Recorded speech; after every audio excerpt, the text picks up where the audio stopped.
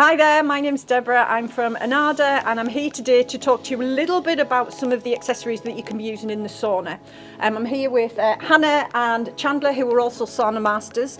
So we're going to be trying to take some of the equipment and bits and pieces that we use in the bigger sauna and have a play with them in the little PortaSauna today and see how we get on. So some of the bits that we've got on the table here that we're going to try is we're going to have a go of a smoke ritual.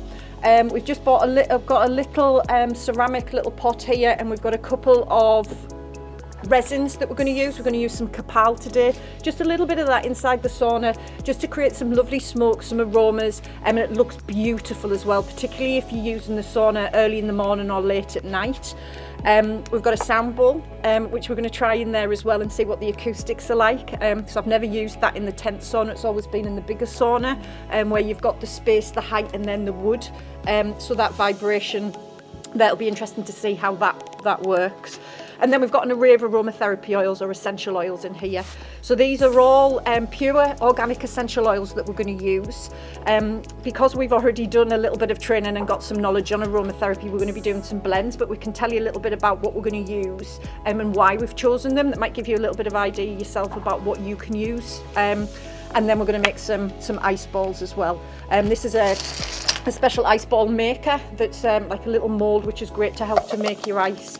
And I've got here just some crushed ice, and I just bought this literally from Tesco's. It's a bag of crushed ice from Tesco's that we're going to make a nice, lovely little bed of ice that again we can use on the sauna, on the stove, and then the ice balls themselves. So do you guys want to pick a couple of oils and talk a little bit about some of the oils? So this is my particular favourite oil at the moment. This is called Cedar Himalaya. It's a lovely woody aromatherapy or essential oil, and it's very good for grounding. It's a very rich, relaxing oil. It's a base note, which means it's a heavier consistency. It's a thicker oil as well, and it's just great to use at this time of year. One of my favourite ones to use at this time of year is the sweet orange. It's a really nice top note, and with it being with it being sweet, because you can get different types of orange. I usually swap between mandarin and sweet orange. It's really good for your airways, for the circulation in your breathing, and it really promotes mental well-being as well, with it being quite citrusy, which is good. Bit of health and safety as well if you are ever using essential oils in the sauna. A couple of things to be aware of. Make sure that the oil that you're using is a pure essential oil. Please don't use any sort of fragrance oils or synthetic oils. You will know it's a real essential oil if it has a botanical name on there. If you find nothing else on it or know nothing else, look for the botanical name on there. Quite often as well, if you're looking for something that's organic, it should say on here as well. It should give you all sorts of other information as well, but please stay away from anything that's a fragrance oil, because it'll be a synthetic base and it's a perfume base. So as I say, make sure it's got that organic name on there as well. The other thing to be aware of with essential oils is they're flammable, so don't ever use them directly on the stove, because you'll know about it. And it's a health and safety hazard, so always make sure that if you are using essential oils, use them sparingly and always use them on ice. Essential oils also don't really like the heat, so taking them into the sauna themselves is not advisable, because it will destroy them over time, or the properties of the oil over time. And it's also glass as well, so if you drop it and it smashes, then obviously if you're in there with bare feet, that's not great either. Should we burn some PortaSauna? Oh yeah. Do that then. Can I just ask a question? Yeah. How do you create your blend? Like, what's the thought process behind it when you're selecting them? Yeah, good question actually. I think always start with the end in mind when it comes to aromatherapy and essential oils, because they've got such amazing therapeutic benefits just in themselves without even the heat in the sauna. So I always say, think about what you want to achieve. So do you want to go into the sauna, or do you want to use the oils is it for relaxation? Do you feel like you've got a bit of a cold and you want to clear your airwaves? So think about that and then work backwards and then choose your oils on what properties that they've got, and then you'll get the best out of it. So Palo Santo is used a lot for smudging. It's from South America, and it's good to use in the sauna for cleansing. When you go to Central America, they're really precious about it now because it was over-forested at one point. So this is like super, super precious. Which one do you want to use? That one. So this is like a charcoal, yeah. So we're just going to light this and then we'll pop it into the bowl for the smoke ritual. We've got some sand in there as well at the bottom. So once that gets going, it'll be nice and hot. So what it'll do is it'll warm up the resin and it kind of melts the resin. And as it does that, it smokes and it gives off a beautiful aroma.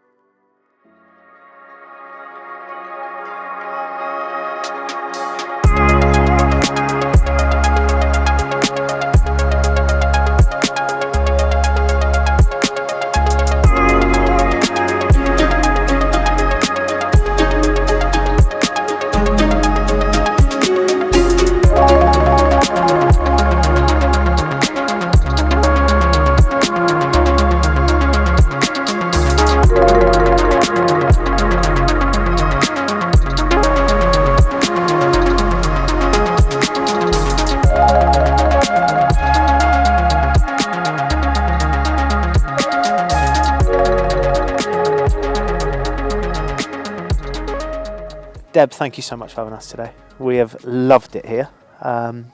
Really enjoyed ourselves. It's been such a fun morning. How have you found it? It's been great fun, so good fun. It's been great to get the sauna up in the garden, to get some Sauna Masters along, and yeah, it's been great to have you. So good. We just wanted to chat a little bit more about you. Like, what got you into sauna and when did it all start for you?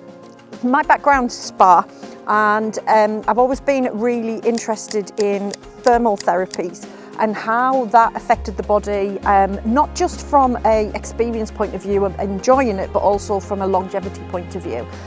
So sort of COVID really, I started to have a look at what other countries were doing and how thermal bathing was really ingrained in a lot of cultures and countries all around the world. And it was a little bit of an eye-opener for me, being obviously from the UK, because we don't traditionally have a thermal culture or a sauna culture. It's all been very bathing, you know, like if you think about the Victorian baths and things like that. And even in modern day with sauna, it tends to be more the water facilities, pools, hot tubs, things like that were more popular than the thermal.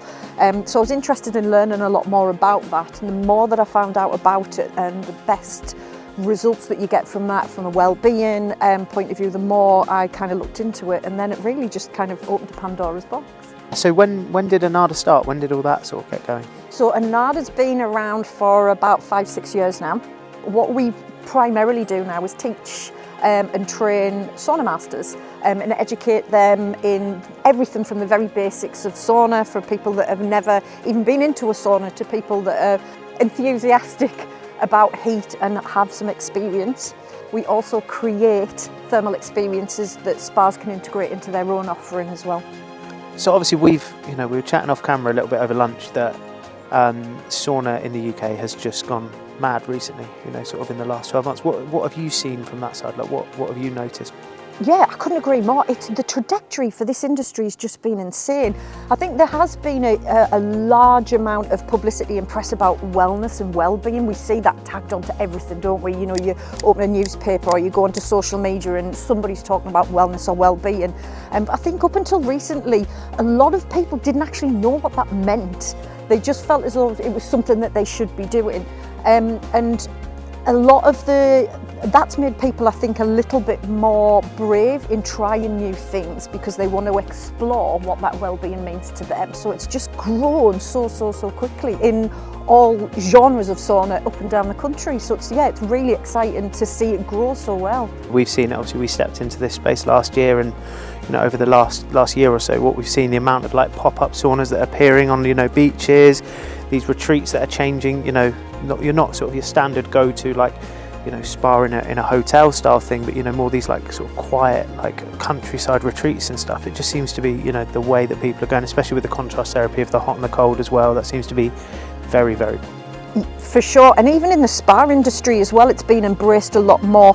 you know, a lot of these spas are really starting to see a demand from the guests in sauna offerings and the facilities as well. So it's great to see it right across the board. Awesome. And then obviously, like today, we've been here. This is the first time you've done. Is it the first time you've done a tent sauna, or is it just the PortaSauna? Yeah. So what did you think of the PortaSauna Hex? I loved it. I was really surprised actually at how hot it was when I first got in there. I don't know if you hear that quite a lot. And the stove, from a Sauna Master point of view as well, was great. We could do loads with that still, with the stones and the water and things. So it was really lovely. It was great to do it just with a few people, which I think is really nice. And in the privacy of your own home is even better, because you're jumping out and then you're straight into your cold tub or into the house. So yeah, brilliant. Loved it.